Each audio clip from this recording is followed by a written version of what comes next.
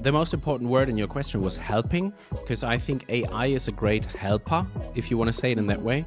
And I completely would divide it in two ways. So coaching is communication, coaching is personal, coaching depends on personalities, on some kind of social skills, for example. And I'm highly sure that a good coach who has the identity of all these attributes I named does not need to worry about AI coming up into the coaching business and taking his job. You're listening to From Athletes to Mentors, a Legacy of Coaching, a TrainingPeaks series that takes you behind the scenes of endurance sports. I'm your host, Hannah.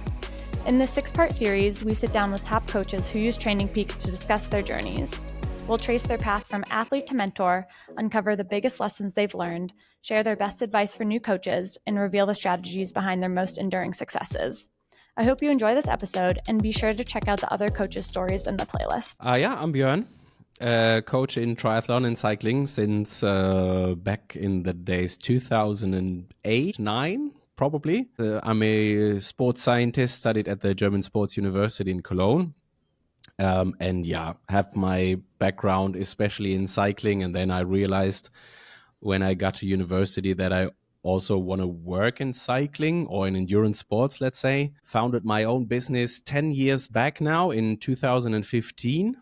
The business is called HYCYS, so a coaching and bike fitting and performance testing institute or company in Germany. We have 3 locations in Germany, based in Hamburg, in Cologne, and in Munich.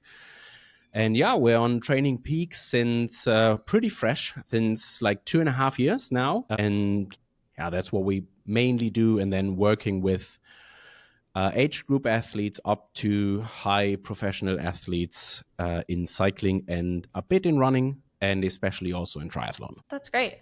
And what would you say your biggest clientele is? You said age group, mostly in triathlon. How'd you get connected with that, and where did you start from? It highly depends. So normally, so we have in our HYCYS business about 250 to 300 athletes, and it's nearly half cycling and triathlon. There's a little bit trail runners in there, but the trail, or let's say the running coaching business for us is not too big, because we are more connected to cycling and triathlon, I would say.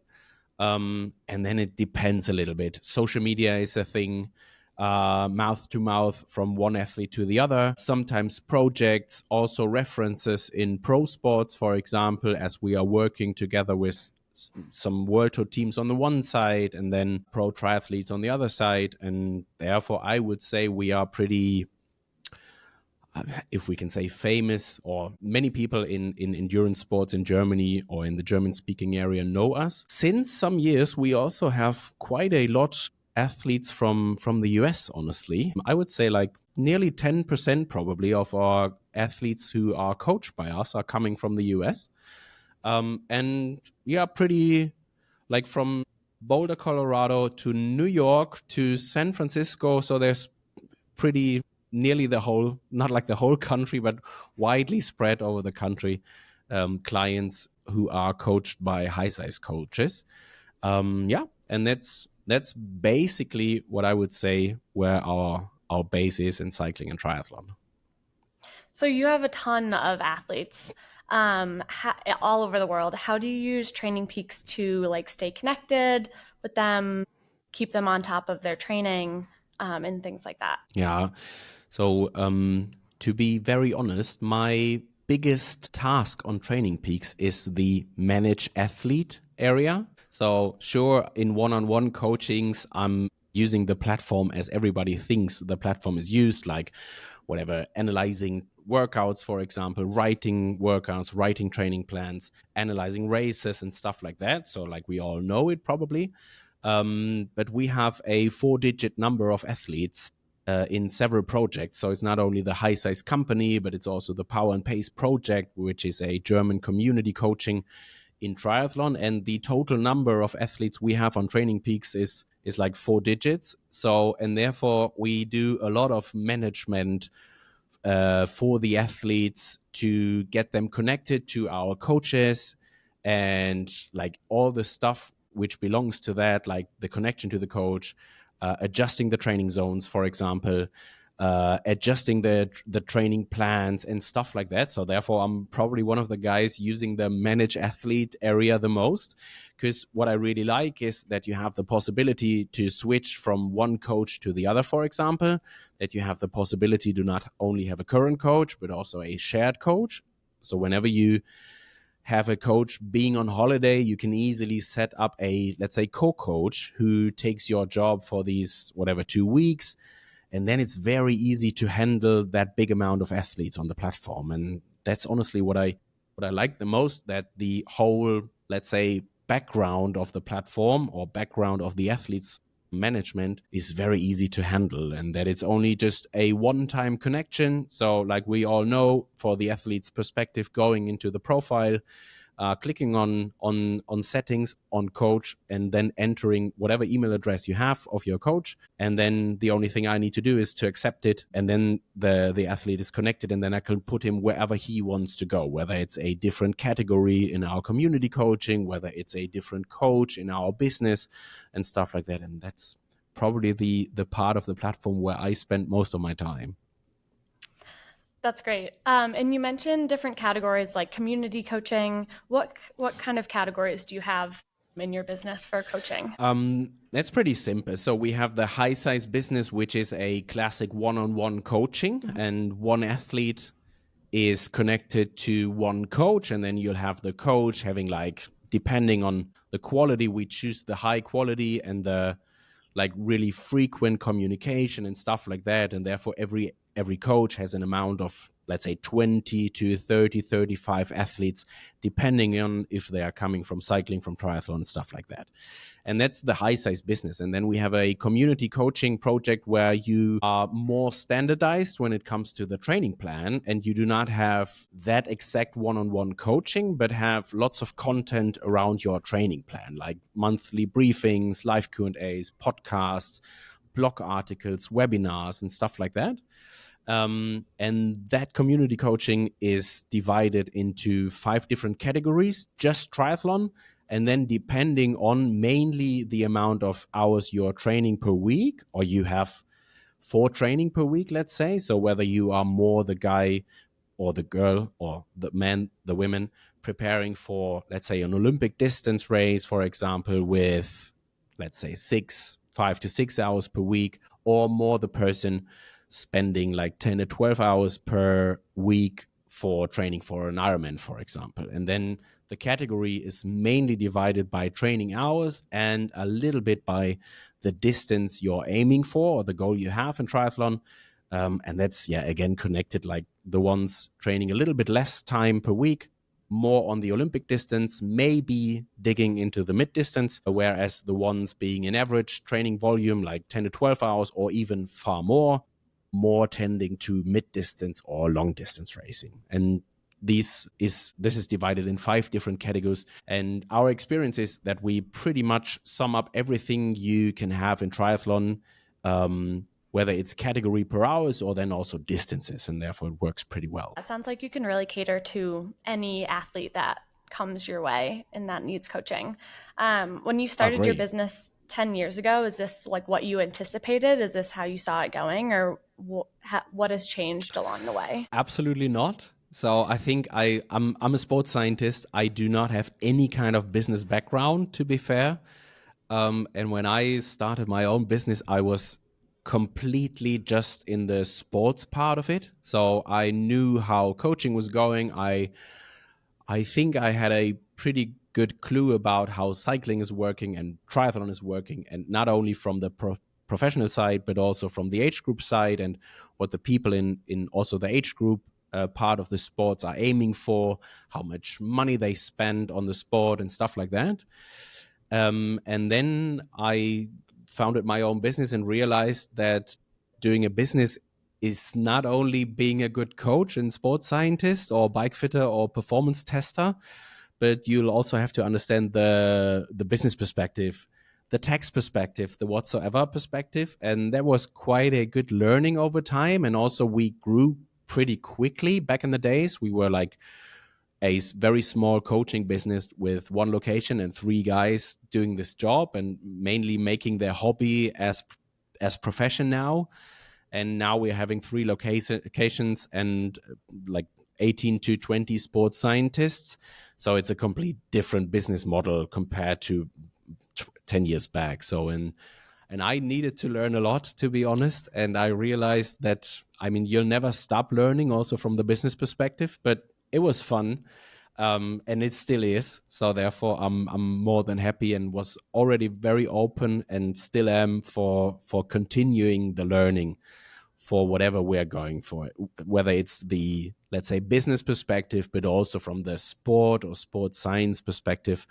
There's a huge development going on in the sport. Also, especially in the age group categories, it's getting more and more professional. And to be honest, that's a thing that really plays into our cards because we are all having this sports science background and we are already doing a very differentiated way of performance testings, for example. And therefore, everything, no matter how deep we want to dig into sports science, more than welcome from our perspective, because I would say that we are ready for that. To also continue the learning process we had in the last 10 years. Yeah, how do you stay on top of all the changes in the endurance world and the business world? It's all about knowledge and expertise and collecting experience, whether it is from the, let's say, practical part. So I think you'll have to be on the front of the sport, and you'll also, me personally, I want to be in front of the sport. So going out, being at races, being at training camps, joining my athletes in training and experiencing what, no matter if it's like pro or age group sport, looks like in cycling and triathlon.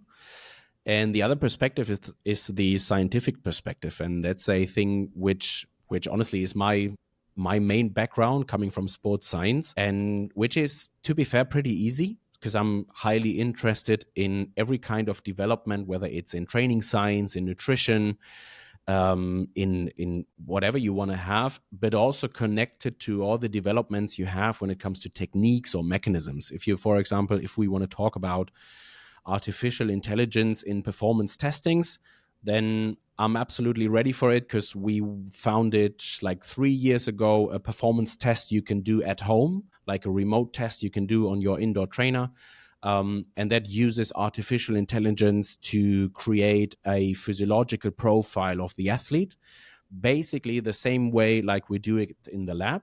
And we were ready to validate our AI testings with more than 1,000 of performance testings we already did in the lab. So that was pretty easy for us to make in-house validations, if you want to say it like that, because we already understood the sports science perspective, the physiological perspective. We had a high experience in performance testings.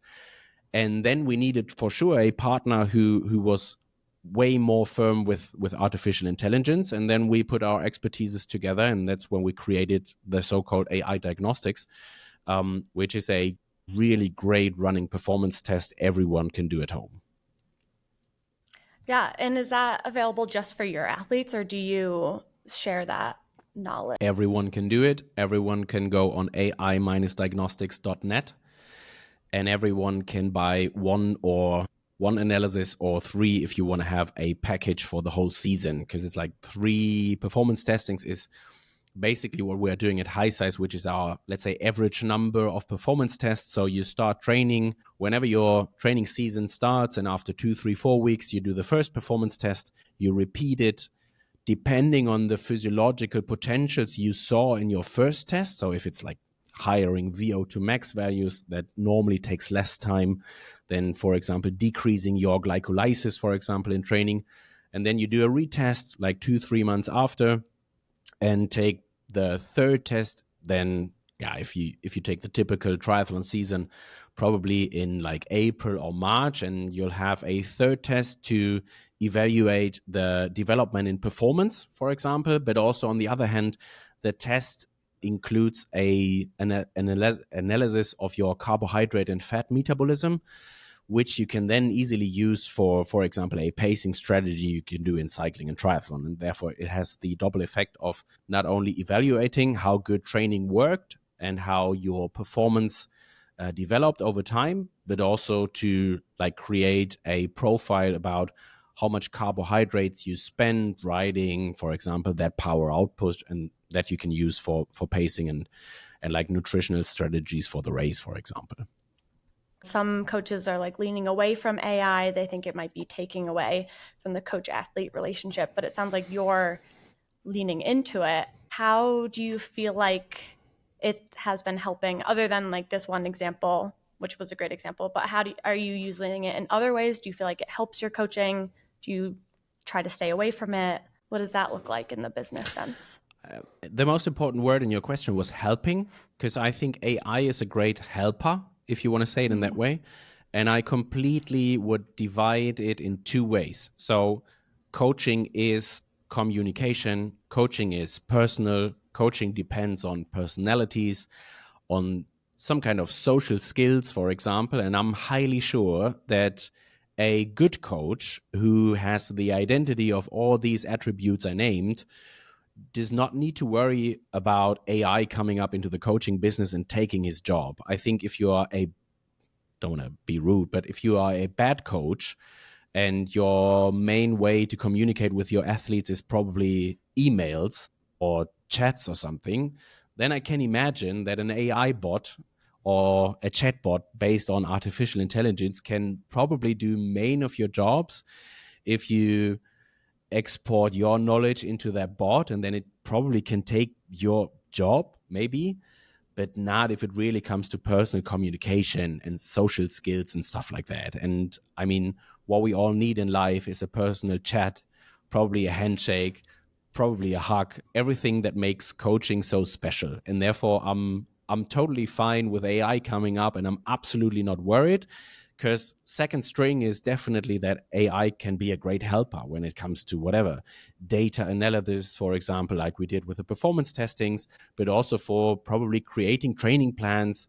As an example, we in our coaching community, we use an AI bot for first short answers. If you have short questions, like that bot has in the back all my podcasts, for example, I ever recorded, and all my live Q&As, and therefore has some of my answers I answered for several questions. And if these are repeated questions, like how do I do this and that when I, whatever, have a flu? How do I have the last 2 weeks before my Ironman, how should the taper phase look like? And stuff like that. So questions where the answer is more or less the same if your coaching is a bit more in general and not one-on-one. And then it works perfect. I mean, the AI bot is pretty clever and is much faster than I could ever be, because the answer is directly there. And therefore, it's a great helper, and I'll definitely use it every day. So ChatGPT is one of my best friends, mate. But I absolutely know that it's just a helper, and it makes my life in some ways easier, but when it comes to coaching, it needs to be the person. Yeah, that makes sense. That's a great answer.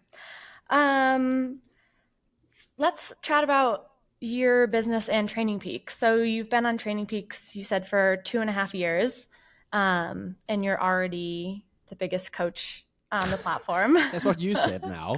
So I would not have mentioned it, but once I asked, when I was visiting you in Boulder last year, I asked who the biggest client of TrainingPeaks is and what I need to do to be the biggest one, just by the number of athletes. So let's take it easy. And Brian and Dirk said I'm already probably the biggest. I do not know if it's still right or if it's correct, but there was quite a good compliment, because we moved there from a different platform we've been before for like 4 or 5 years, then made our way to TrainingPeaks, and there was an amazing effort, to be honest, to bring all these athletes from one platform to the other, including training plans and training zones and the athletes themselves, all the coaches and stuff like that. So really a big effort, but absolutely worth it. So just, I knew it from the beginning on, and also especially in the whole process, because your team did an amazing job when we had the transfer to your platform. And yeah, and that's what came out when I visited your headquarter in Louisville in April, like last year, I think, on my way to the Ironman in Texas. And that was a nice visit. So you'll have a beautiful location where you're based, and I really enjoyed being in Colorado. Yeah, it's a good spot. It's nice to be here. Yeah. With so many athletes on the platform, what problems has TrainingPeaks helped you solve? Or I'd say it's very handy and easy to work on TrainingPeaks. It's not complicated. TrainingPeaks is doing the basics right, and that's basically what you need to do in training itself. So I think a training platform, the analysis of training data or race data, for example, has always the potential to really drift to a too complicated way. And I think what TrainingPeaks really does great is doing the basic stuff right. And then whenever it comes to, for example, any connections to any devices, it's always very easy if you are on TrainingPeaks. And that was one of our main arguments when we moved to TrainingPeaks, that we were pretty sure that with that amount of athletes, we'll have to go to a training platform where especially the connections to any devices, whether it's to Apple Watches, to Swift back in the days before there was TrainingPeaks Virtual, which I really like, and stuff like that, needs to be a very, very solid connection. Because, I mean, you'll find lots of people doing virtual indoor ridings. And if you are then trying to connect a training platform that doesn't work together with one of the main virtual riding platforms, then you'll have a big problem. And that was one of the big basics that really went well. And then, honestly, we, in the whole process, we found several ways that are not very obvious in TrainingPeaks and that had to be done in the background, for example, deliver training plans to hundreds of athletes in the same category. And if it's only one plan, it's halfway easy. But if you're having a fluctuating system in 5 different categories, where each category has around, I would say, 30 to 60 plans and a monthly fluctuation in the members, then it's an effort. And then we found great systems about some kind of bulk sharing and stuff like that, which we daily use. And that was a thing we worked out together with your team when we started it, because we were not 100% sure what we exactly needed and how our system will look like if you especially want to deliver training plans to hundreds of people. And we worked that one out in a pretty great way. And now we are highly satisfied because the absolutely main parts are working automatically already with a bit of potential. And the great part about TrainingPeaks is if there's some potential and we see it on our perspective, I always have my teammates of your team that are having an open eye for whatever we would like to develop over time and putting it on their development list. And then, we're going into this process if it makes sense for both sides. And that's really what I absolutely like. Yeah, that's great to hear. With so many athletes, how do you see the coach-athlete relationship playing into like a success of an athlete? And how do you nurture that relationship? I'd say it always, in my opinion, it always has to do with some kind of personal contact. And personal contact is easy if we, for example, talk about a one-on-one coaching in professional sports, because then it's pretty clear that you are in contact, I'd say, every day. I mean, sure, there are phases like whatever. When there's off season, everyone is happy to not hear from the other one for a week, let's say. You know what I mean? But the other part of the year, like 51 weeks, you are in daily contact, which works fine because it's professional sports and it needs to be some more contact. And also the athlete has the time for the contact points because it's his job and my job as a coach to stay in contact. If it then comes to a one-on-one coaching business, I mean, that's, I think, what all of us coaches know. You'll have to find a way in the middle because you can't stay in contact with each of your athletes every day.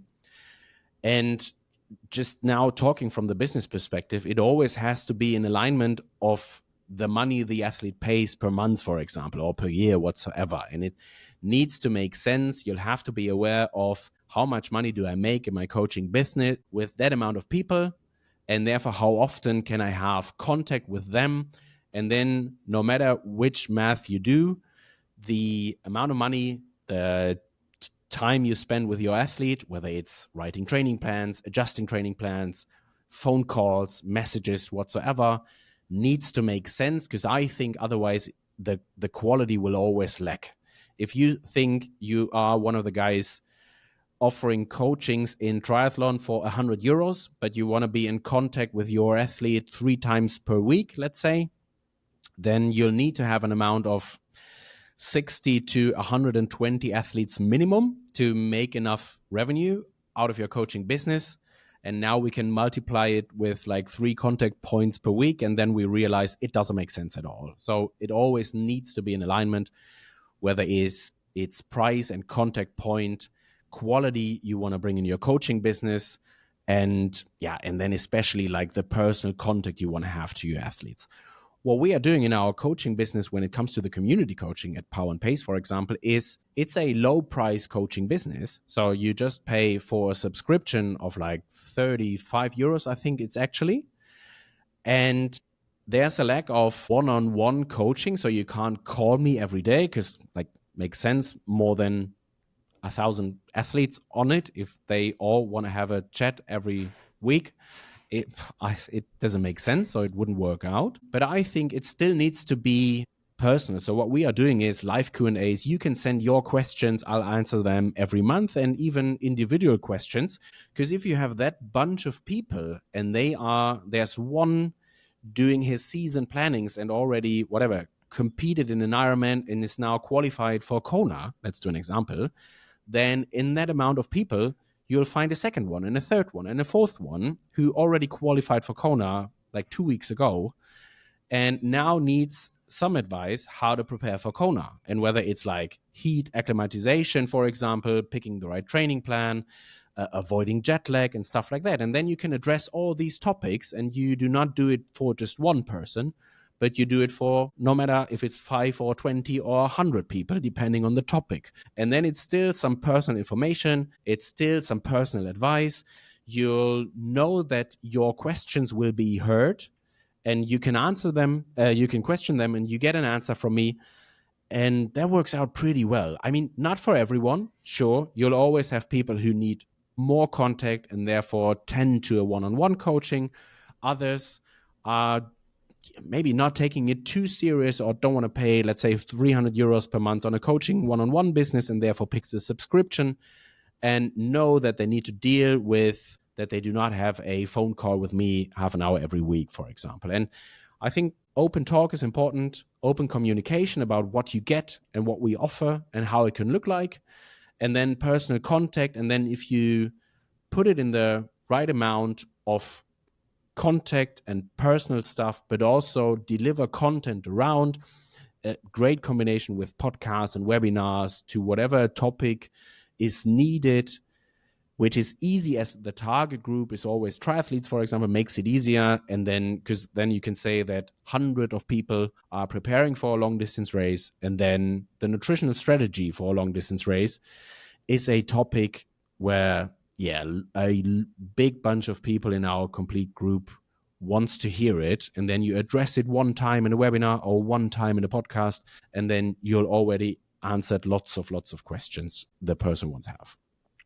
Yeah, I can imagine in the community coaching group, there's a lot of overlapping questions that the athletes would have, just in terms of, like you mentioned, like heat, getting acclimated to the heat. Any nutrition stuff can be, it's not the same for each person, but you have your general guidelines and rules that you can. Exactly. And then the good thing about, and that's one of the main topics probably, the good thing about for example, live Q&As is you get questions. And the thing out of getting questions is you understand what interest your amount of people has. And if there's a question about bad sleep and how to handle it, then you can be 100% sure that one person is asking for it, but probably hundreds in this group are having potentials in their sleep. And if you then address it and talk about sleep circles and deep sleep and REM phases and how quantity and quality and regularity and timing in sleep totally makes sense to optimize your sleep, then I would personally say that 90 to 95% of our community coaching project needs to get these answers or these informations, this education, however you want to call it, about sleep, for example. And that's what I really like about, like what I said about being upfront, or on the front of also the people and the complete group, that you get these questions and they are directly sent to me, so I know what really is of interest in the whole group, and then I can decide what information I take and pack it as some kind of general information in whatever medium I want to have it, whether it's a podcast, a webinar, a blog article, whatsoever, and then address it to the people. And so everyone is also like having a profit from the questions others are having, because probably you didn't even realize so far that you're having a bad sleep. And if someone else is asking the question and you get the answer, I'm pretty sure you'll find some information in that you can take for yourself, because nobody's having a perfect sleep so far. And probably it makes sense to create some kind of awareness for good sleep again. And then more than welcome to listen or read or whatsoever that information for the complete group. I pretty often use podcast plus a webinar, for example, depending a little bit on how deep I want to dig into that topic, for example. But yeah, I mean, I love making webinars, to be honest. So it is for podcasts. And it often helps me to, again, fresh up my research and do the research on a different topic. So we are now connected in my podcast studio, and we already recorded 2 podcasts today, one about bicarbonate, the other one about durability and training. So pretty actual topics also from the sports science perspective and everyday life of a coach, for example. And that always helps me to do the research again, to see how is the sports science perspective on bicarbonate, for example, at the moment, and what do I want to address to the audience of the podcast, for example. And yeah, I mean, always great for me to fresh up my knowledge about these topics, and therefore a weekly podcast keeps you up to date. Yeah, definitely does. You touched on this a little bit, but how do you think your background in sports science gives you a unique coaching and also business perspective? How has it affected those? I once thought that being a sports scientist is all I need to be a good coach. So that's how I also started my business and my career in coaching and stuff like that. Studied sports science with a main background in physiology and training science at a quite good university in a great environment where I could use the knowledge already directly in my profession or do the profession also at the university, for example. And back in the days, I thought that knowing everything about the endocrinological outcome of a different training signal, for example, is everything I need to know if I want to be a good coach. And then at some point, I started to realize that it's not only knowing about the things, but also transferring them to the athlete. And that was the point when I did a mental coach degree. And that is today, I would say, minimum as important as my sports science degree. And it always, I think, needs to be the mixture of knowledge on the one side, and sports science helps me a lot, because if you once studied it and kept it up to date, then it's very easy to understand if there's whatever, a new nutritional trend coming up and everyone is talking about beetroot juice, for example, you'll easily understand why you should use it in this case, why you probably should avoid it in that case. And it's very easy to think about how you can probably use it, or why you should tell your athletes several ones to not use it, for example.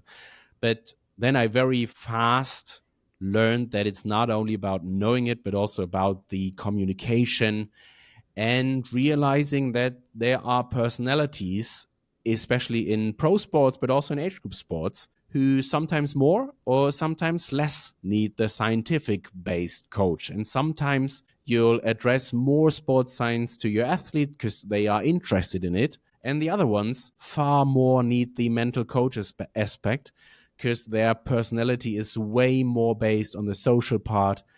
They definitely don't need the last information about how to concentrate your beet rod, for example, juice, but more to whatever, have an open chat, have some kind of communications about their potentials, about their problems they have, whether it's problems not only in sports or in training, but also in daily life, for example, and just having a very good mental coach session, which I really like or liked in the last years, but also today highly like it, because I think that's the great combination how you can really, let's say, do the development together between the coach and the athlete. And that's what I think the relationship is all about. It's like two people and they agree to grow together. So like the coach needs to grow with the athlete needs to grow with the coach, and they are both doing it together with, let's say, one goal, whatever it is from the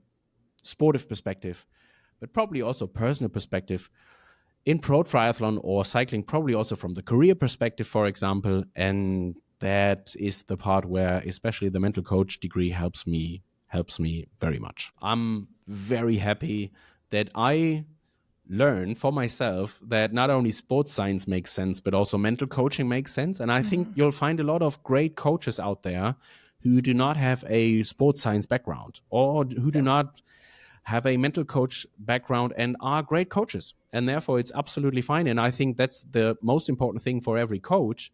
You'll have to find your identity and you have to identify with your education and with your athletes and with your, let's say, daily job, if you want to call it a job, or your profession. And then everyone can find his or her own way to execute the coaching business, if you want to call it like that, or being a coach. And I'm not saying my one is the best one, but I'm highly happy that I can identify 100% with my way, with the businesses now, with the way I do the coachings, and therefore more than happy to do it in that way. You have a lot of experience. You've like carved out your niche as a coach and for your business. Thinking all the way back to when you started, what is one piece of advice you like wish you had known or that you would give someone just starting out? Don't grow too fast. Take your time to learn. Take it a bit easier than you thought would be a good idea. And yeah, especially I think take your time to learn, because I then needed to learn it several times the hard way, and not only one time, but several times. And I think be a bit more patient would have been great. But what I definitely learned before is, and that's what I still say to everyone, especially younger people who are coming from school, thinking about probably do a job in sport. And I mean, it's very easy to find your profession, just do what you love, and then it's very easy. Because I mean, there was not a single day in my life where I thought that I need to go to work. I mean, sure, it's work. It needs to make money whatsoever. You spend your time there for several hours per day, per week, per year. But it never felt like work if you really love what you do. And that would always be my first advice to myself. Well done, mate. You just did what you loved. And then the second one would be more patient next time. Thank you. Do you feel like you rushed through the beginning parts or were a little impatient in the beginning? Oh, yeah. Still am impatient. Highly impatient. But as I'm a bit older now, I'm much more able to regulate it by myself and not rushing into something without really thinking about the outcome, and probably pretty often just see the result and not the process to the result, and then being attracted by the result, wanting to have it, and then being impatient, and then realizing that the process is probably a bit harder than I thought. And there comes the learning, but the hard way. Yeah. Patience is a virtue, and we're all still trying to learn it. Agree. Well, thank you for taking the time to chat with me today. Thanks for the chat, and hope that I could get some good content out there.